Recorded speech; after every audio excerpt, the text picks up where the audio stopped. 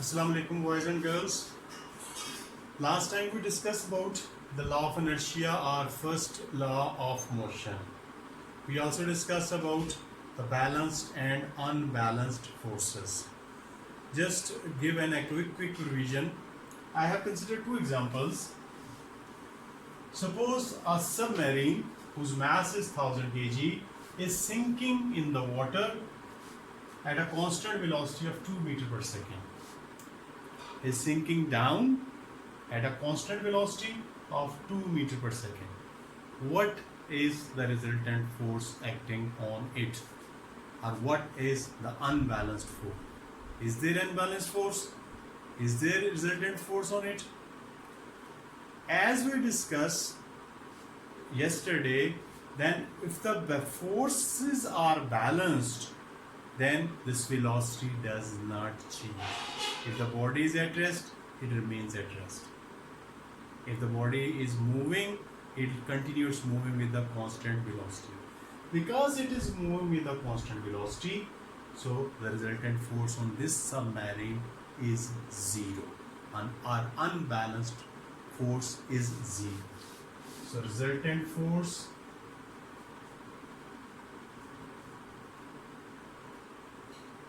is zero. Unbalanced forces causes the change in velocity. Either they move the body at rest, or speed up the body, or slows down the body. So the change in the velocity or the change in the state from rest to motion or motion to rest is caused by unbalanced force or external force. In this case, because it is sinking at a constant velocity of 2 meters per second, so the resultant force is zero. There is no force acting on it, no unbalanced force acting on it. So keep in mind, if speed is zero or the body is moving with a constant velocity, then net force, resultant force is zero.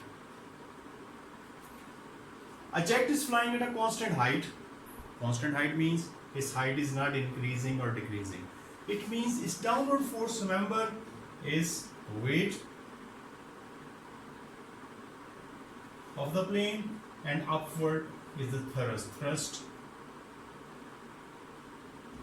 produced by the wings.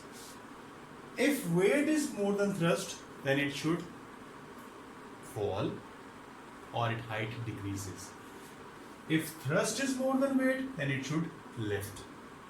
Remember, if weight is more, it should fall. If thrust is more, then it should lift. If it is flying at a constant height, it means thrust and weight are equal. So, they cancel the effect of each other. Similarly, jet is flying at a constant height at a constant velocity. So velocity is constant. So it means forward force and backward force are balanced. Forward and backward forces are also balanced. There is no unbalanced force acting on it because of constant velocity. Velocity is not changing. It means there is no unbalanced force. So the forward force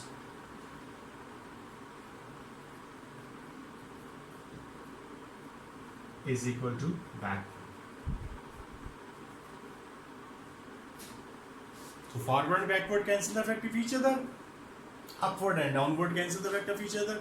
So there is no force acting on the plane. No unbalanced force. No resultant forces are there, but they are cancelling the effect of each other. No unbalanced force or no resultant force acting on these objects.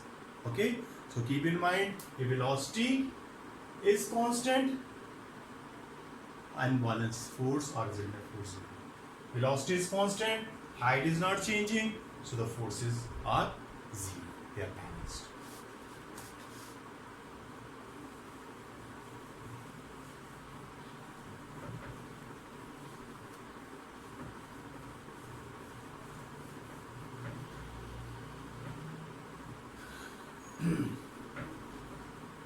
First law of motion, you remembered, we said that if there is no external force, there is no unbalanced force, then the body at rest remains at rest, body in motion continue to move with a constant velocity. Today we are going to discuss the next two laws. The second law of motion, it states that if an unbalanced force acts on an object, it accelerates the object in the direction of force. What does it mean? It means if we exert a force on an object, weight is acting downward, and I said before that the direction of the table or the ground is also acting upward, but these forces are equal, they cancel each other. R is equal to W, so they cancel each other. There is only one unbalanced force F which is acting on this object. So the law says when an unbalanced force acts on an object, it accelerates in the direction of force. So the object accelerates in this direction. So this force will produce change in velocity, because as you know, acceleration means rate of change of velocity. So this velocity changes. If it is first traveling, then its speed increases, and if it was at rest, it starts moving. So unbalanced force produces acceleration. This is the first part of the law. When an unbalanced force acts on the object, it accelerates. Who accelerates? Object accelerates in the direction of the force. In the direction of force, object accelerates. Its velocity changes in the direction of the force. The acceleration produced, so the acceleration that is produced is directly proportional to the force applied. He says this acceleration that is producing in the object, means the change in speed is that is producing in the object, that depends on the force. It means if I apply greater force, it produces more motion, more change in velocity or speed. Like if I consider an object of 10 kg, suppose a force of 20 Newton produces the acceleration of 2 meters per second.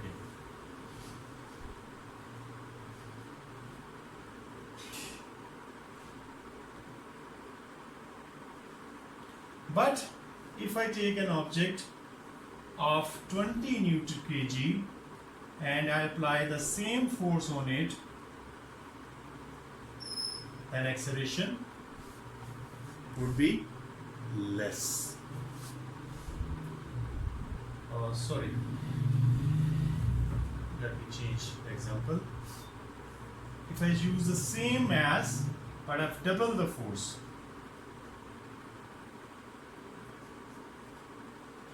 then acceleration would be, that's what the second part of the law says, that the force accelerates the object, but this acceleration that is produced in the object depends on this force. If we apply 20 Newton on 10 kg, acceleration would be 2. If I apply 40 Newton, if I increase the force, the acceleration also increases. So that's why the law says the acceleration produced depends on or is directly proportional to the force applied. Increasing the force increases the acceleration. So it says acceleration is directly proportional to the force applied. Then he says acceleration inversely proportional to the mass of the object. A is proportional to 1 over m. The acceleration produced is inversely proportional to the mass of the object. Again, I am considering the same example. If I apply 10 Newton on 10 kg, acceleration is 2. If I apply same force, in this case I am not changing the force, I am changing the mass.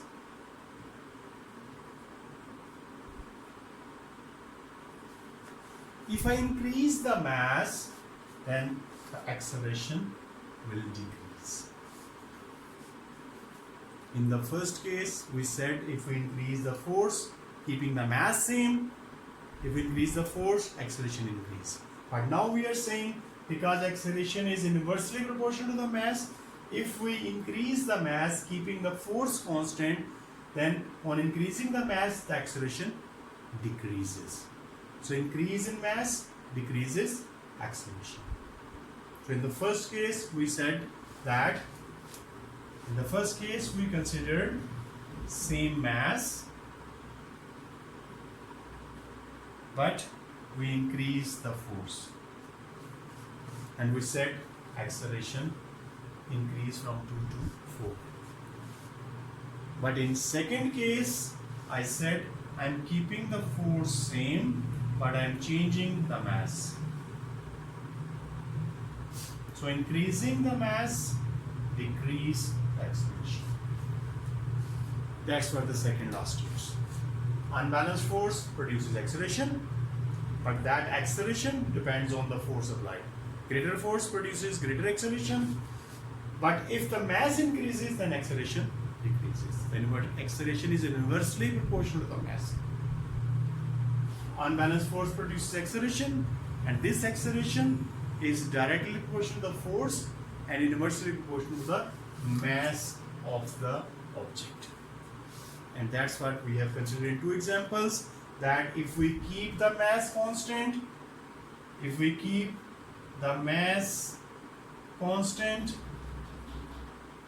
and increase the force, acceleration increases. That is the first part of it. And if we keep the force constant and increase the mass, then acceleration decreases. Combining these two facts, the formula that we have for the second law is F is equal to mv. So you have to keep in mind these two rules as well, that the acceleration produced is directly proportional to the force and inversely proportional to mass. If we increase the force, acceleration increases. If we increase the mass, acceleration decreases. But overall formula for the second law is F is equal to ma. But keep in mind one thing, that in this formula, F is not a simple force applied forward. It is the resultant force.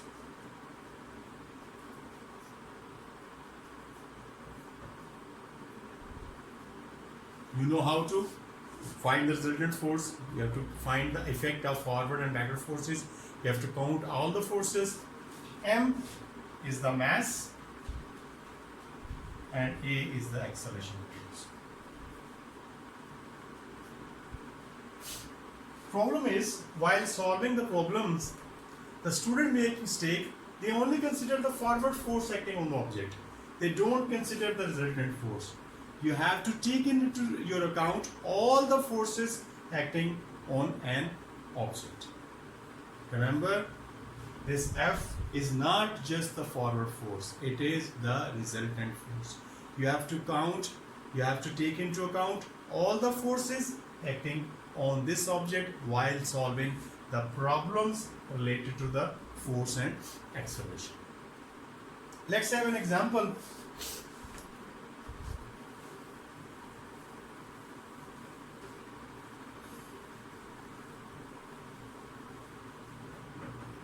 If I consider an object of mass 10 kg, a force of 40 Newton is applied on it, and there is a friction of 10 Newton. You know about the force of friction? It's a contact force between, and it's due to the roughness of the two surfaces of the body and the ground. The force of friction is always acting opposite to the motion. So in this case we have two forces, one force F, forward force, and small f, friction, acting backward. How much acceleration is produced in it? For that purpose, I have to apply the formula F is equal to ma. But remember, this F doesn't mean the forward force. You have to consider forward force and the backward force.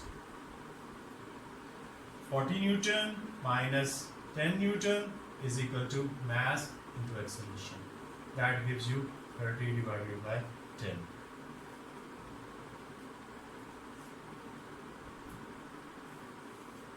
This is how we apply this formula.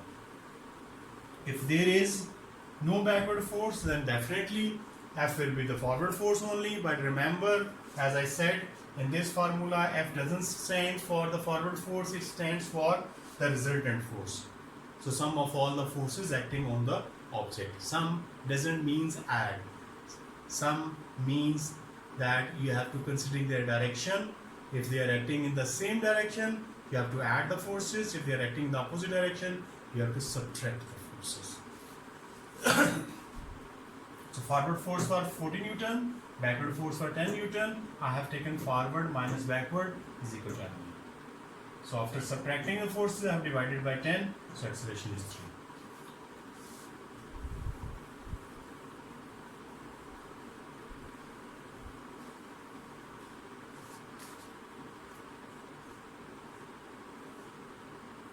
I say I'm applying 5 Newton and 10 Newton in this direction and applying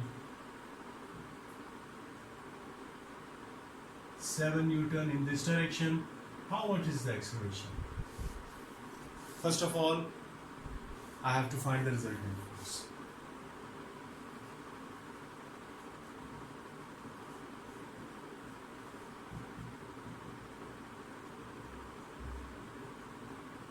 That is 8 Newton.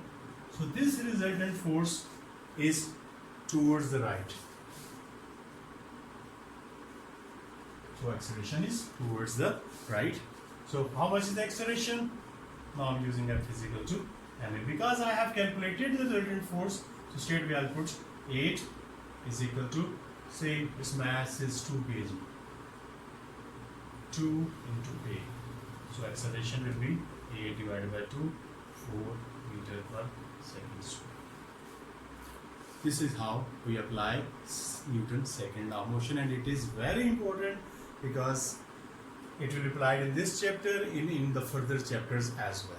So the only mistake that the student makes in this formula, that they use just forward force. Remember, this is a resultant force. Resultant force is F. M and A are easier to put their values. We can easily identify. M is the mass, A is the acceleration. I hope it's clear to you now. Let's now discuss the third law.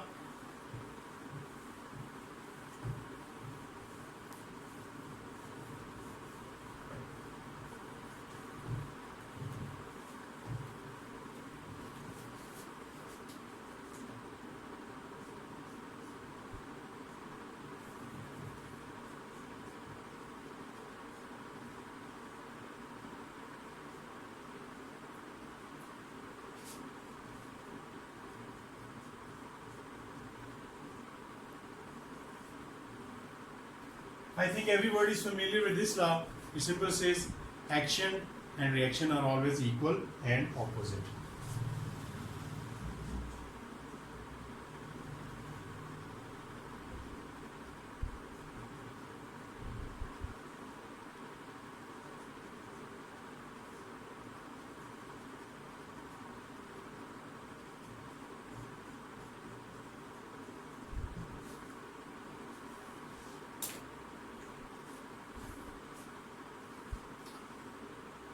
What is action?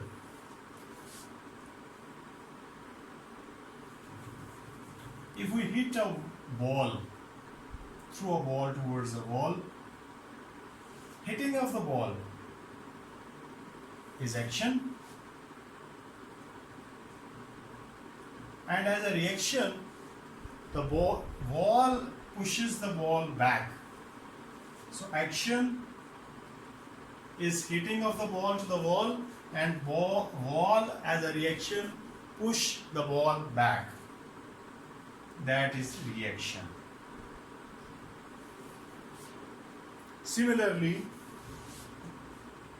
if a object is placed on a surface, its weight is acting down. That is action. And to hold this weight, the surface exert a force upward. That is reaction.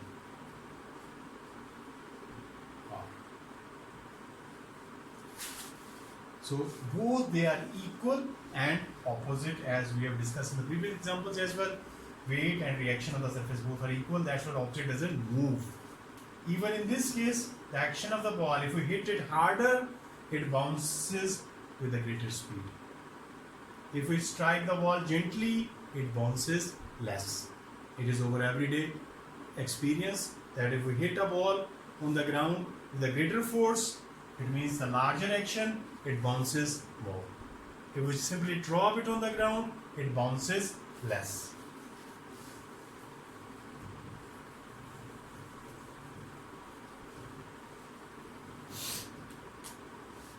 If we throw a ball with a greater force, it bounces more. But if we simply drop it, it bounces less.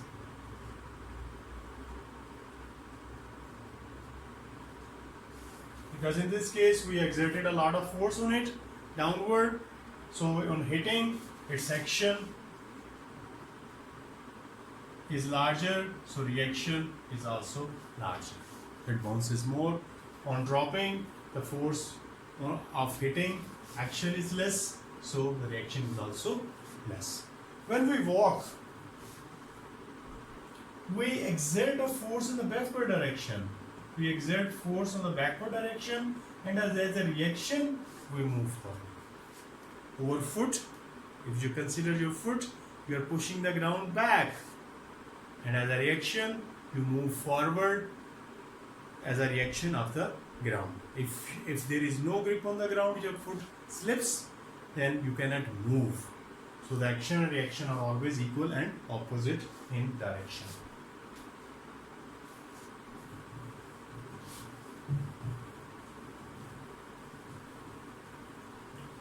One thing you have to keep it in mind, that the action and reaction both doesn't act on a single body.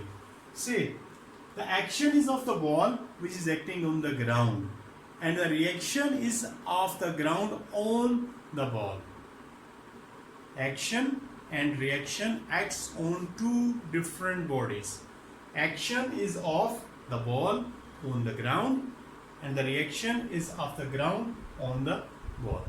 So two different bodies exerts action and reaction on each other.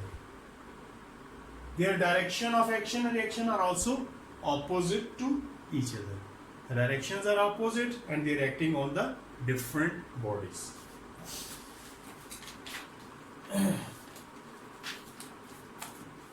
Friction.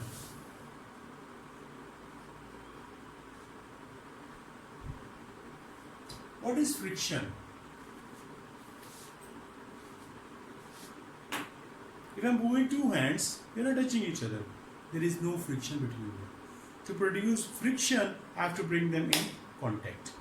Once they are in contact, then I can feel the friction. The friction is because of the roughness of two surfaces. So friction basically is a contact force. Without contact, there is no friction, remember. So when one object comes in contact with another surface,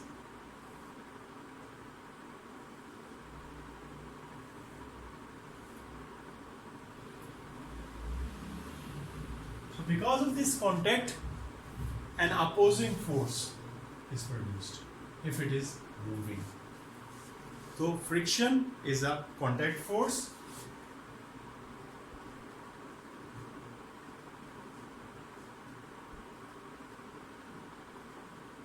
What does it do?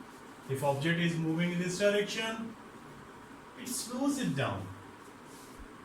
Which slows down is a contact force which slows down moving objects.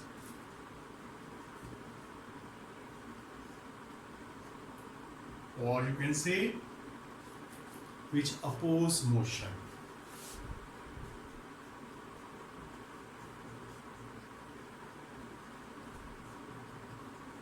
Friction,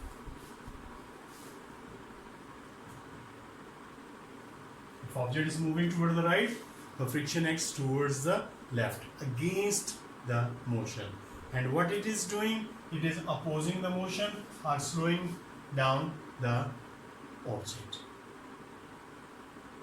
right? So it is a contact force. Without contact it doesn't exist, and it is because of the roughness of the two surfaces. If this between different surfaces the friction is different. If two surfaces are smooth, then the friction is less. If the surfaces are rough, the friction is greater. You already know it, I don't need to explain it. But in which direction friction acts? It is opposite to the motion. So it is moving. If object is moving towards the right, the friction is towards the left always. It is always opposite to the direction of motion. And if object is at rest, then there is no friction, because friction is because of motion. If there is no motion, if speed is zero, then friction is zero. It is a self-adjusting force. As the speed increases, it increases, but it has a certain limit. It cannot go beyond that limit, and that limit depends on the mass of the object, how heavy is the object, and what is the condition of the two surfaces. Now,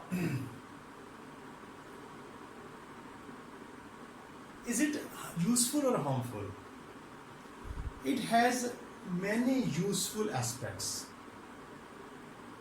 If I am holding this pen, that is because of the friction between my hand and the surface of the pen. If I am walking on the ground, that is because of the friction between my foot and the ground. If there is no friction, if the ground is slippery, I cannot move. So to produce motion, to hold objects, we need friction. To produce motion, we need friction. Even to stop the moving car, we need friction. When you apply the brakes, actually the friction between the tires and the ground stops the car. To stop the moving object, again we need friction. So friction plays a very important role in our everyday life. If a nail stays in the wood, that is because of friction. The wood, friction between the wood and the nail holds the nail in the wood. So there are so many advantages of friction, but there are some disadvantages as well. It wastes lots of energy. When object is moving, or if you're speeding up the car, we want all the energy to move into the speed, into the motion. But the friction between the parts and the ground and the tire wastes over energy. A part of the energy is wasted against the friction. So the lot of energy is wasted against the friction. So that is a disadvantage. And secondly, after running over each other, the different parts of the machine gets wear and tear. The machine has a certain life. After a few years, it starts creating sound and its performance decreases because of the friction. There is a wear and tear in the parts of the friction. How to reduce the friction? To reduce the friction, we can lubricate, we can put oil between the two surfaces. By putting the oil, we can reduce the friction, or we can use the rollers. If object is very heavy, I can put rollers under it. I can roll it on. So by rolling, I can reduce the friction. Or we can use ball bearings. Inside the tires, there is a ball bearings which reduce the friction between the tire and the rod on which it is fixed. So the friction has advantages, has disadvantages. Disadvantages are much more than disadvantages. In advantages, as I said, in everyday life, the motion, to produce motion, I need friction. To stop an object, we need friction. To hold objects, we need friction. To walk, we need frictions. But its disadvantage is a loss of energy in the form of sound, in the form of heat, because of the friction between the parts of the different machines. And to reduce the friction, we use oil, lubricants, different kinds of grease, or we can use rollers, or we can use ball bearings to reduce the friction. That's it for today. Inshallah, I'll send you worksheet, and you will try those questions and send me the problems only. Thank you very much.